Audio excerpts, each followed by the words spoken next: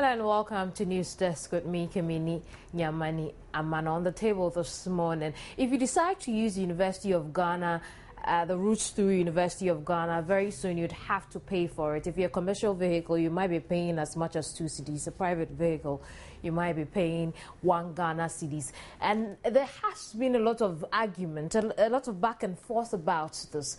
We'll discuss this matter on the program this morning. And then also a group calling itself the Public Action Against Corruption and Abuse is embarking on a demonstration in protest of the sale of Merchant Bank to Fortis Private Equity Fund. We'll join them on their demonstration as my colleague Matilda Wemega has been going through our town with them during their demonstration. She'll bring us up to speed what's been happening. And then you may have heard of Prophet TB Joshua's comments after Nigeria decided to change its laws as far as homosexuality is concerned, and it's raised some arguments, and we'll talk about that as well as we are joined by a member of the church. And don't forget your comments are welcome on the social media platforms. Joynews on TV, on Facebook and on Twitter. My personal handle on Facebook, Kemini Amano, or on Twitter at Kemini. I'll be so glad to read your thoughts and shares with everyone else in this community. In the meantime, let's get into our first issue of the morning. And drivers of private, commercial and heavy-duty trucks that traverse through the University of Ghana will from February pay road tolls before gaining access to the university campus. And it is signed by the school's registrar, Mercy Hazel. As she has said, private cars will pay 1 Ghana cedi per entry, and taxis and other small commercial vehicles will pay 2 Ghana cedi per entry. It doesn't end there. If you are a large truck delivering goods or passing through the campus, you pay 3 Ghana cedis per entry. The notice said the new arrangements affect all vehicles entering the University of Ghana main campus and all those using the road passing through the staff village of the University of Ghana. And it goes on to say that only employees of the university and their dependents using vehicles registered with the university will be exempt from paying the road user charges. How about the students? We'll find out. While arrangements are being made for the finalization of work on toll booths to enable electronic access control, the process will start with a manual collection system for the 2 months being February and March 2014.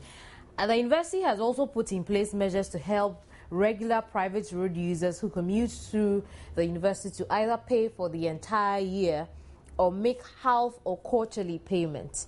And the statement says these arrangements will enable them avoid long queues that may be associated with daily payments and also provide them with unlimited entry whenever the roads are open.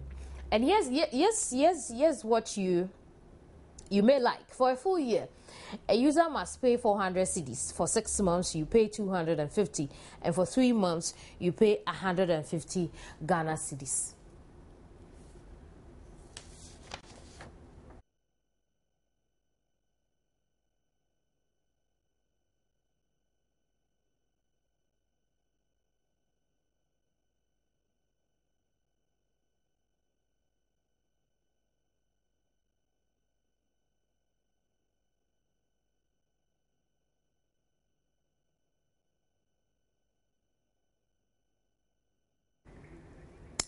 Right, and so what we'll do is we'll get Public Affairs Director of the University of Ghana, Stella Amo, over the telephone. Unfortunately, we are able to do that. So when we get Stella, we'll bring back the story and then get into the issues related to this.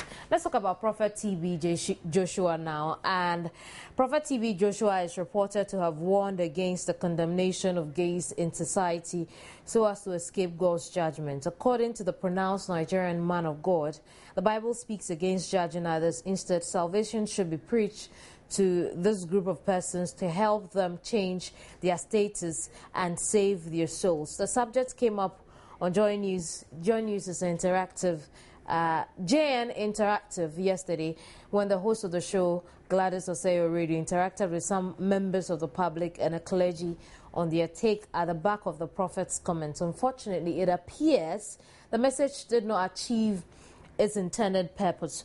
So today, we'll talk about this particular matter. But let's have a recap of what happened Wednesday. Do you think gays should be jailed for their practicing of the Gay Act? Okay, Gladys, the issue of homosexuality shouldn't even happen at all.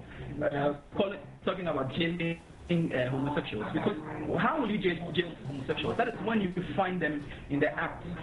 When we have people in their rooms doing whatever they are doing, why would you go into their rooms to sort of arrest them? It's an issue of privacy. So this whole issue about jailing them in Nigeria passing that law, it is very funny, because when you go into their rooms to arrest them, it's against their privacy. It's a very funny issue. And when we talk about homosexuality, what we do is that we read religious lines and meanings into it, and we say, oh, well, Ghana is a Christian nation. But excuse me, in the Constitution, Ghana is not a religious country. It is a secular country. And then we have, clauses in our Constitution that talks about equality, that talks about non-discrimination, and the right to respect of people's privacy.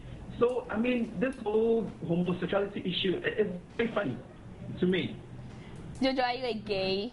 What did you say? I am asking you, are you a gay yourself? No, I'm not gay. But the reason why I'm taking this as slap point is that gays are human beings. Gays are human beings. Just like, why should we kill them? Why should we jail them when they are just being themselves? Where is this stated? Our Constitution has never stated that being a gay is a crime. I mean, because the Constitution guarantees equality. The Constitution says that we shouldn't discriminate against them. Our Constitution says that people have the rights to privacy.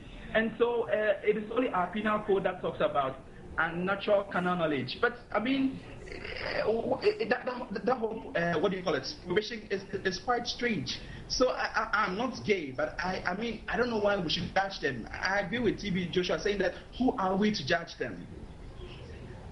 So you think that in the near future, Ghana should make its stance clear and be here or there? Where do you think Ghana should be?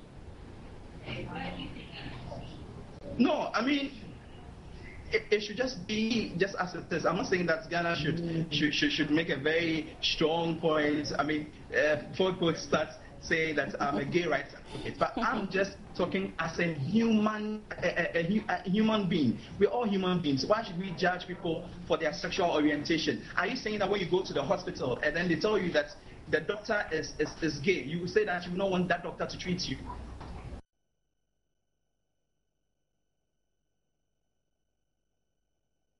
Right, I promise to continue the conversation on this, but let's go over to the form and corruption demonstration. I was telling you earlier that Public Action Against Corruption and Abuse is holding a demonstration in protest of the sale of Merchant Bank to Fortis. Matilda Wemega has been with them.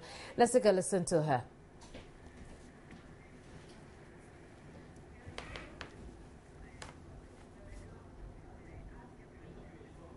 Hello, Matilda.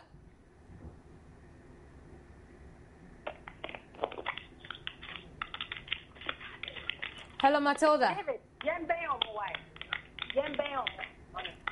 I don't think Matilda is able to hear me, but let me tell you a bit more about this. You recall the controversy that surrounded the sale of Merchant Bank to Fortis Private Equity Fund, and the point is it's far from over, as a group calling itself Public Action Against Corruption and Abuse is embarking on a peaceful demonstration in Accra today, Thursday, January 16, 2014. Now, spokesperson for the group, Atiq Mohammed, disclosed this on Asempa FM's Ekusi Sign program Wednesday. Now, he stated unequivocally that the deal is a criminal transaction by government to sell state property to its cronies at the expense of SNIT contributors. You recall also that Fortis has acquired 90% stake in Merchant Bank with 90 million Ghana cedis. The sale became a subject of legal tussle after anti-graft campaigner Andrew Awuni challenged the sale of the at the High Court, but the court ruled that he lacked locus. After that, the minority in Parliament, which has described the sale as fraudulent, also filed a motion in the House demanding an inquiry in the purchase. I'm sure you remember what happened with that also. The Speaker had dismissed the motion because he thought that discussing the matter, which was already in court, will be prejudicing the case. Now, based on this backdrop, Atiq Mohammed feels they are left with no other option than to hit the streets of Accra to register their displeasure. He said the demonstration will start from the Obra Sports through some principal streets in Accra and converge at the Children's Park, where the gathering will be addressed. Enough of me talking. Let's join Matilda Wemega. She has actually been on the ground with them demonstrating. Let's take a listen to what she's gathered for us. Hello, Matilda. Hello, Kennedy. What's been going on? Well, it's a group called Public Action Against Corruption and Abuse. And they have been protesting this morning. We started at Obra Sports, where all they are saying is that they are demanding the reversal of the sale of merchant banks from sports. So that is all the noise they are making about this morning. So we are still protesting. We started from Obra Sports, so we are heading towards Arts Center in Accra, and then the gathering will be addressed there. So we have spoken to a few others, some of their leaders here, and they are telling us they just want the reversal of the sale of merchant bank support. Tell us about the numbers. Oh, well, they are about 100 in number, and the police who are here in their numbers to as well protect lives and properties as usual. So they are here in their numbers. Like about 100 of them, yes. And they have their placards, it's Merchants Bank, equals man, say no to 40s, and then so many things on their placards. Yes.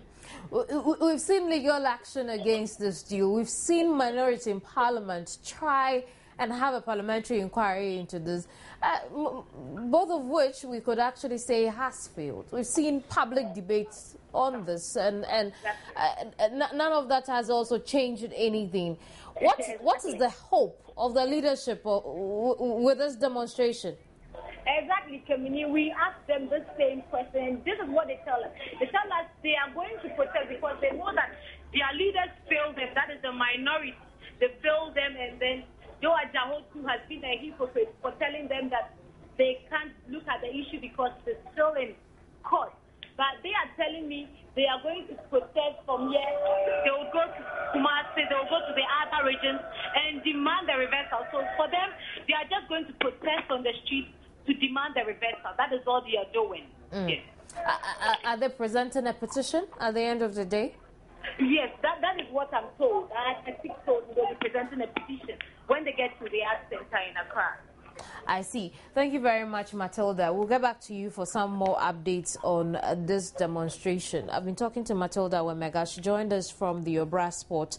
In fact, she's headed the Arts Center, where the group calling itself the Public Action Against Corruption and Abuse is protested the Fortis deal. Fortis took over 90% stake of Merchant Bank after I paid some 90 million Ghana cedi for it. You see some live pictures on your screens at the moment from the demonstration, and they hope that their demonstration will actually yield the effect that the lawsuit and the parliamentary inquiry and the public debates that was generated from the get-go couldn't yield, and we wish them all the best. In the meantime, you recall that before we went on this demonstration, we were looking at the very video that generated the discussion about Prophet TB Joshua, who is reported to have warned against the condemnation of gays in society so as to escape God's judgment. According to the pronounced Nigerian man of God, the Bible speaks against judging others. Instead, salvation should be preached to this group of persons to help them change their status and save their souls. The subject came up on JN Interactive Wednesday, where the host of the show, Gladys Oseo Radio, interacted with some members of the public and a clergy on their take at the back of the prophet's comments. What we didn't see is the interaction with the clergy, and unfortunately, it appears the message did not achieve its intended purpose, and the Synagogue Church of All Nations is not happy about it. But let's take a look at the interaction with the clergy, and then we'll come back and talk to Samuel Excellence of the Synagogue of All Nations, Synagogue Church of All Nations. Yes, for us in the Christian Council of Ghana, same-sex marriages and homosexuality, as you said, is unbiblical, un-Christian, un-African, and if you like, un-Ghanaian. For us,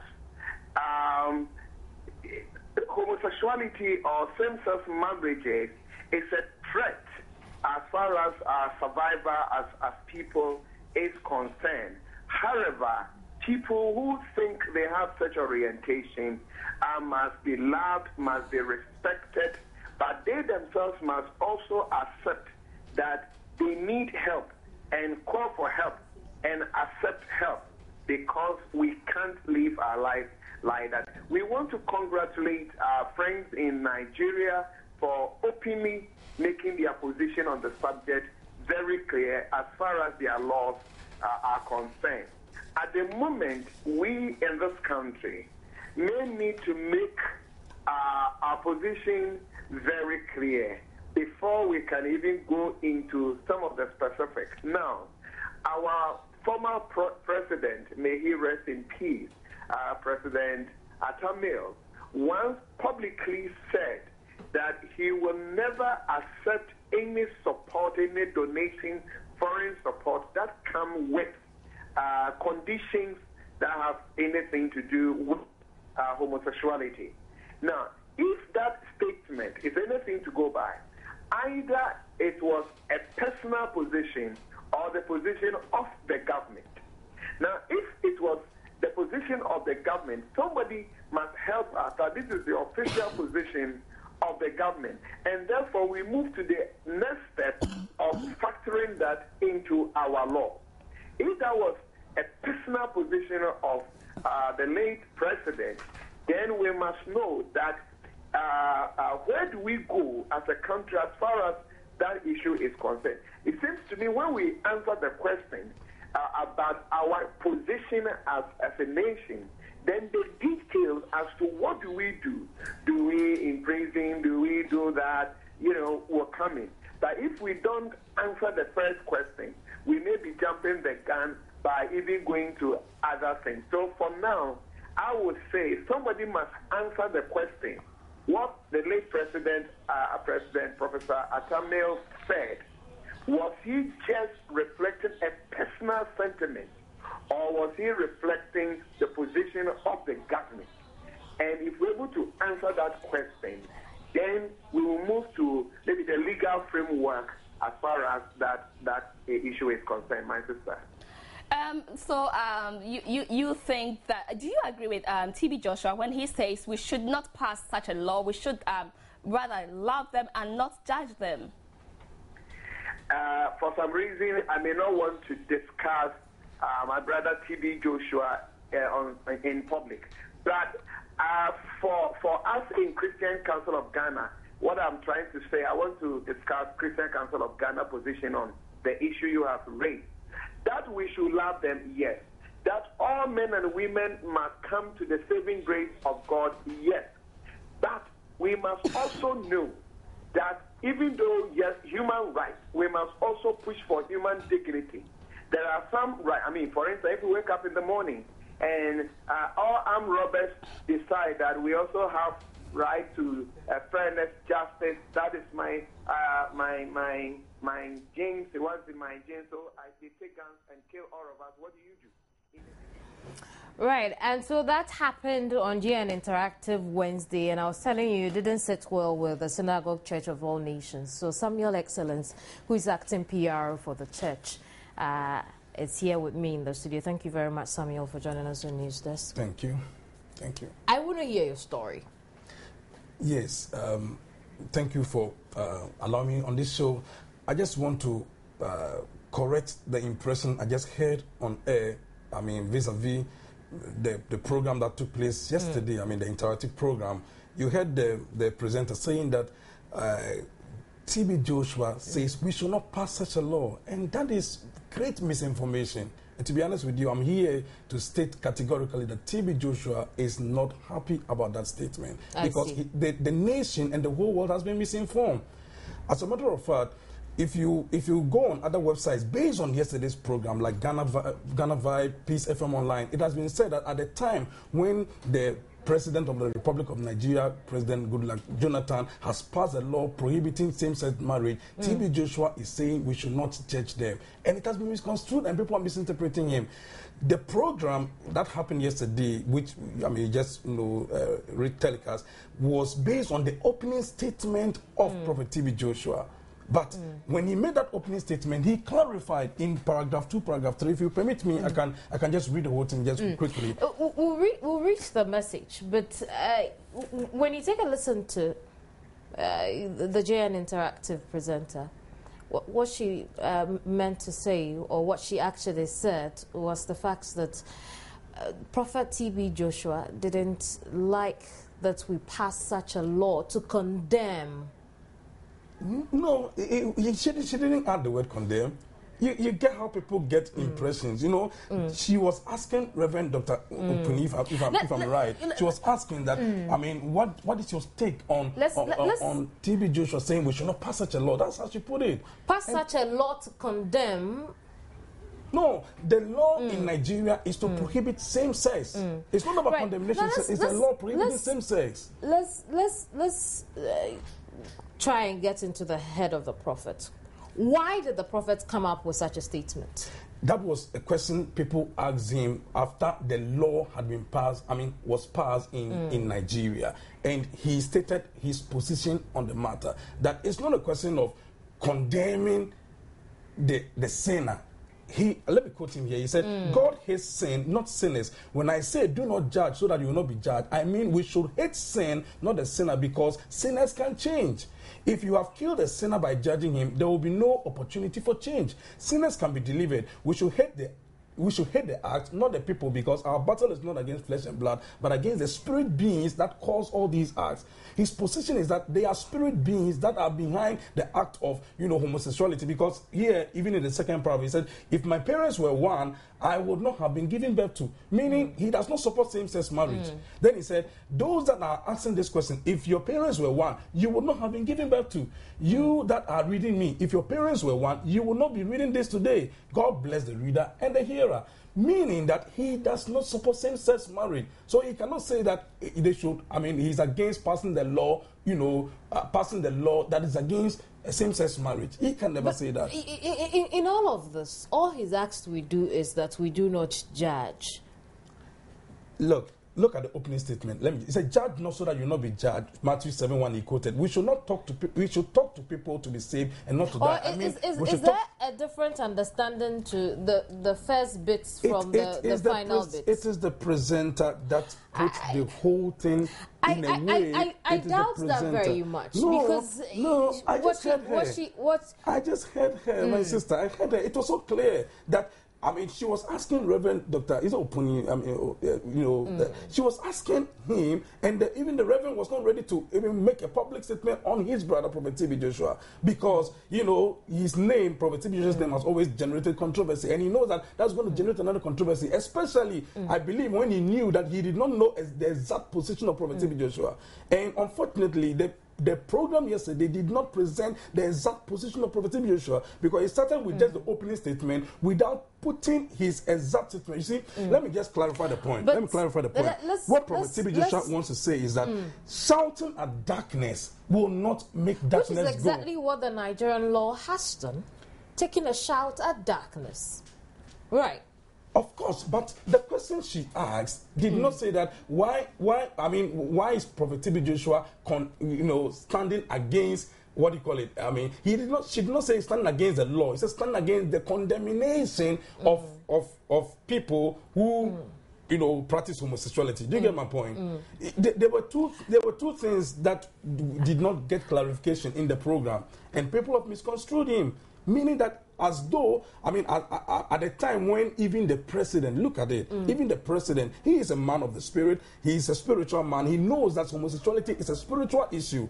It's not a physical issue. His position is that it's not a question of, shouting at them, okay, I jail you, that will solve the problem. The problem is fundamental. That's what the country has done at the end of the day. And that is the country. Of course, he's a part of the country. Okay. But he is not saying that then the law should not be passed. That's not what he's saying. But he is going at the root of the problem. The fundamental solution is telling them the truth. Bring light and darkness will disappear. Shouting at darkness will not solve the problem. In other words, he's saying that what the country has done is only halfway to the solution, but that's not the actual solution. Isn't the Nigerian law on gays and gay and homosexuality condemning them? It is said it is not accepted. It is not accepted because we condemn it. Fine. You understand? So it is not accepted. It is condemning them. Yes. I see. And what is the prophet saying? The prophet is saying that we shouldn't condemn, but no. Don't get the point. He said don't judge them.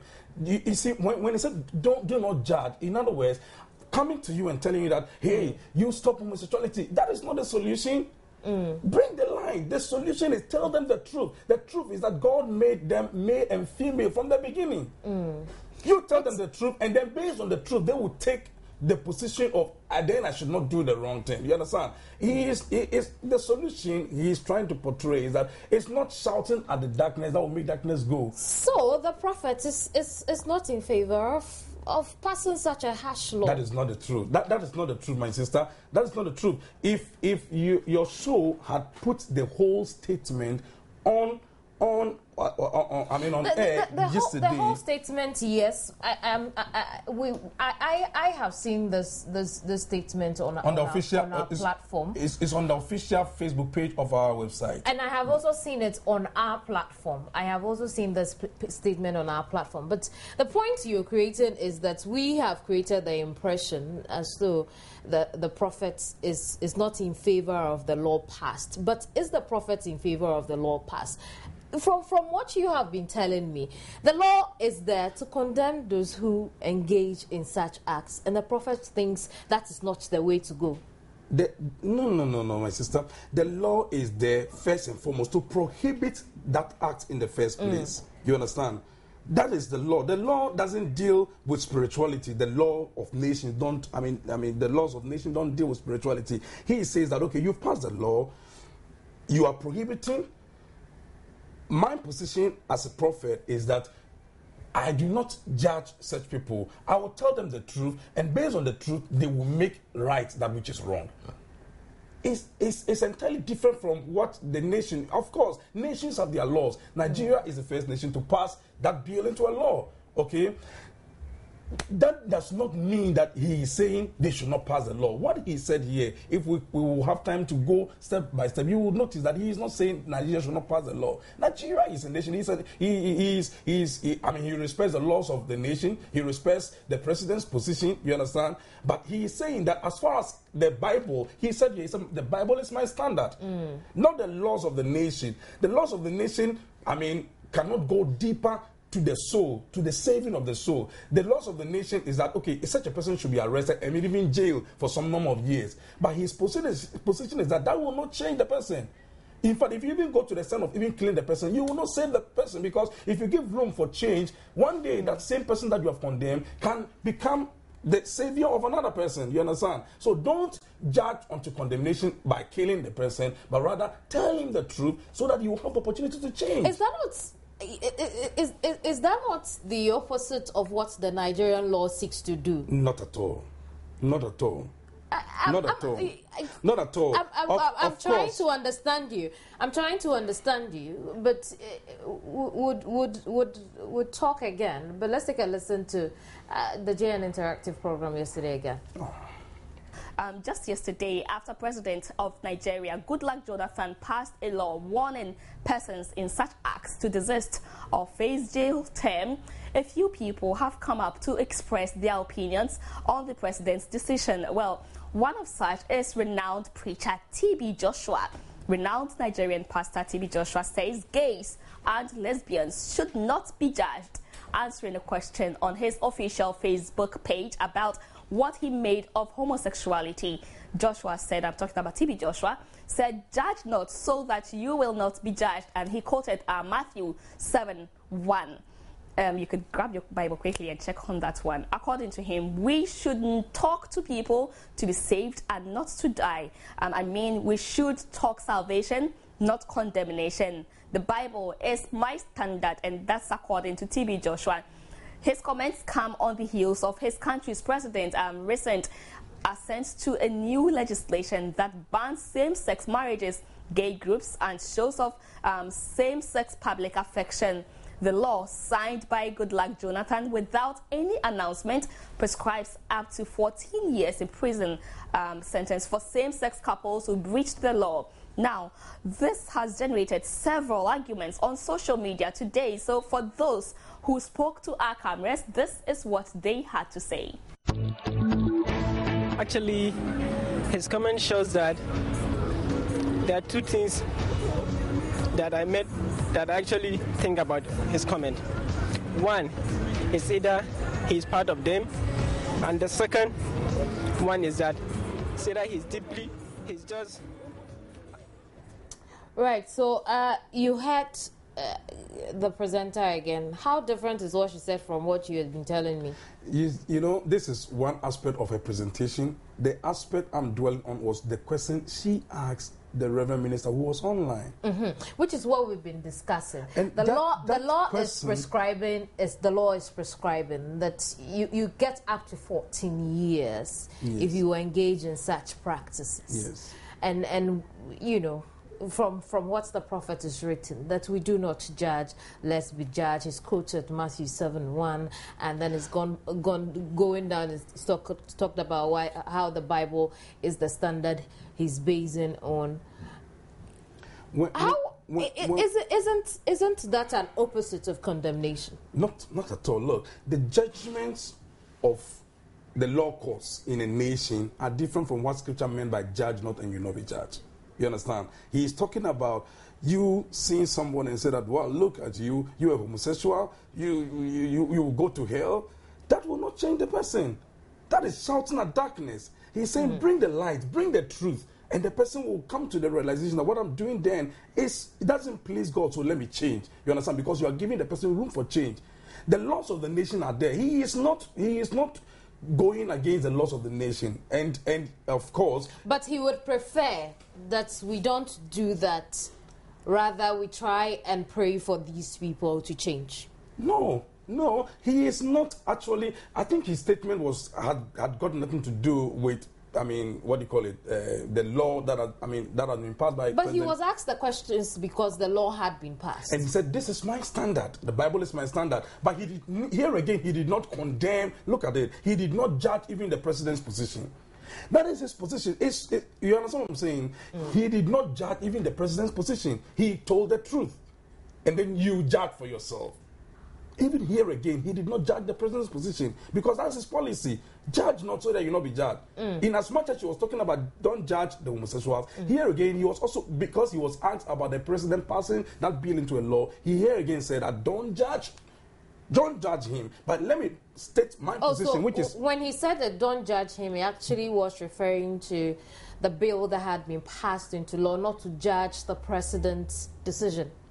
In other words, don't judge. He was not judging the president. Is he coming to say that, okay, the president was wrong? Is that it? Stating that the president was wrong or right doesn't, how do we put it? It's like you are trying to condemn the law, the law of a nation of which he is a part. He is saying that the laws of the nation govern the nation. Every nation has their laws. Nigeria has passed a law, but Bible is a standard. And he will never, of course, the Bible says that the powers that be, if you read the book of Romans, the powers that be, we should submit to them. So certainly he is submissive to the laws of the land. In other words, he is not saying that what President Goodluck has said is wrong. You understand? But at the same time, he is telling you his position, which is Bible standard. He did not judge the president. Won't that make it a double standard? It's Not either at all. you want to be hot or you want to be cold. Not at all. But I'm Not sure at your all. point has been made. We'll leave the conversation here. Samuel Excellence is acting PRO of the Synagogue Church of All Nations, and we've been talking. Prophet T.B. Joshua's comments after Nigeria passed is anti-gay law. I'll be right back. Don't go away.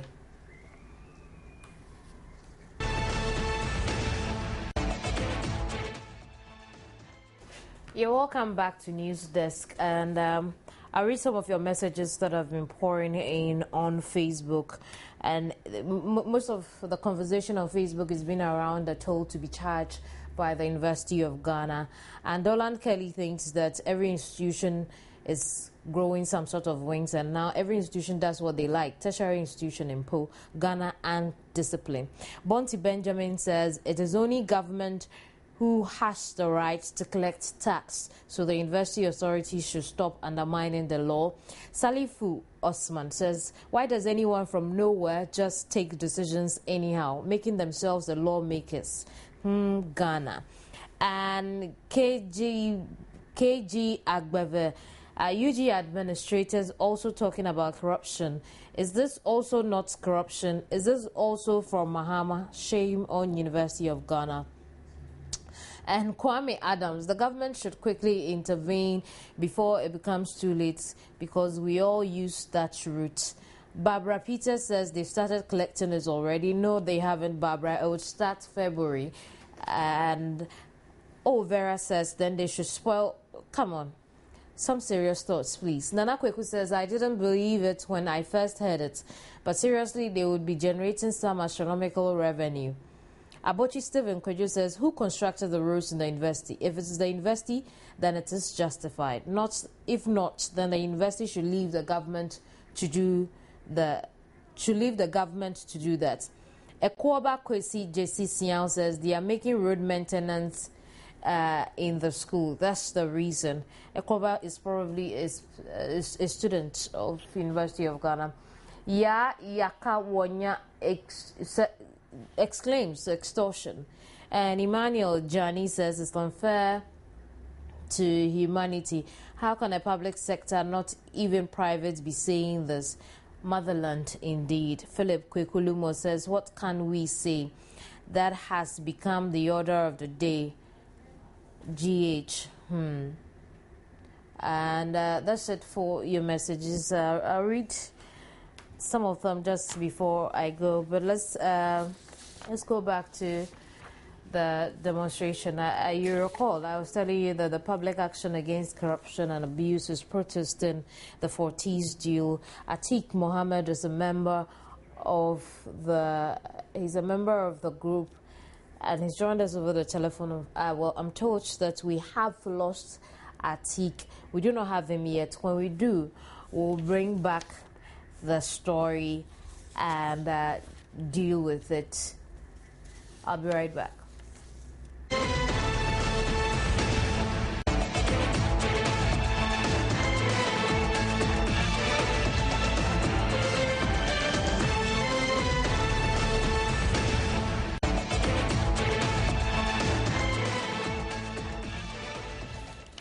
Atiq Mohammed is back over the telephone. Let's talk about this demonstration they have embarked on. Hello, Atiq. Hello, everyone. This is not MFR, this is Kemini, but thank you very much all the same for joining us on News Desk. Thank you for having me. I see. Now, Atiq, you're on a demonstration to protest the Fortis deal. Is it not too late? My dear, good afternoon to you, or good morning. We don't think that it's too late because it takes individuals to sign the deal. So it is convincing that if this public outcry that we are seeking to do or to establish, I'm sure those same individuals who signed the deal would find reason to want to terminate that deal. So for us, we don't think that it is too late. And more importantly, it is individuals who make mention on what it is.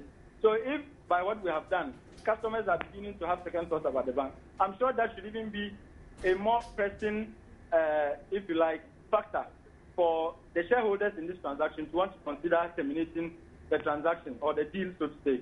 So for us, we don't think that it is too late. Our parliament might have disappointed us. Other individuals might have failed in their bid to see this terminated. But for us, with this mass public action, we are very confident that the shareholders, most especially Fortis and Smith, would see reason in terminating this particular deal. But you do realize that Fortis started work on the bank. Oh, that is not, I mean, it's not strange to have agreements or contracts terminated after they had even been implemented somewhat.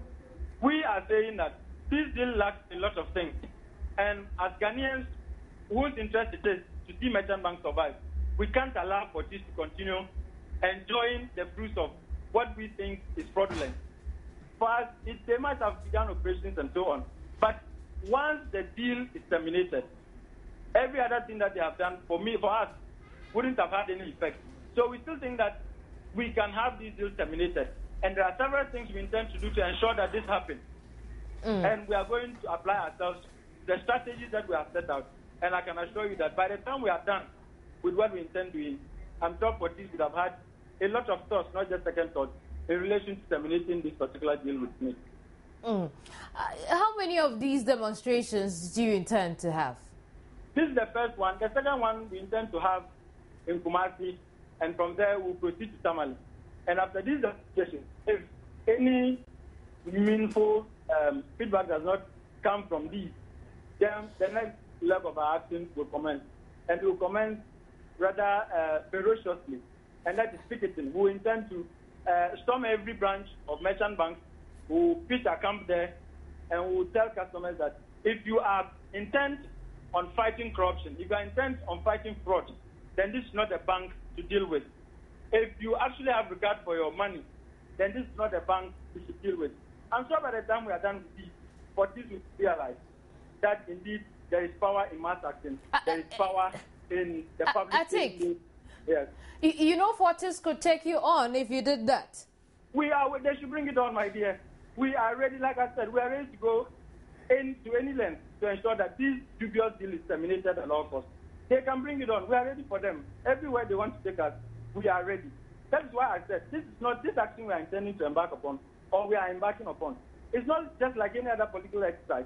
It's much more than the usual political exercises that politicians engage in. This involves the mass of our people whose lifetime work are almost coming to naught because of some dubious transactions their fund manager got involved in. So for us, we are ready.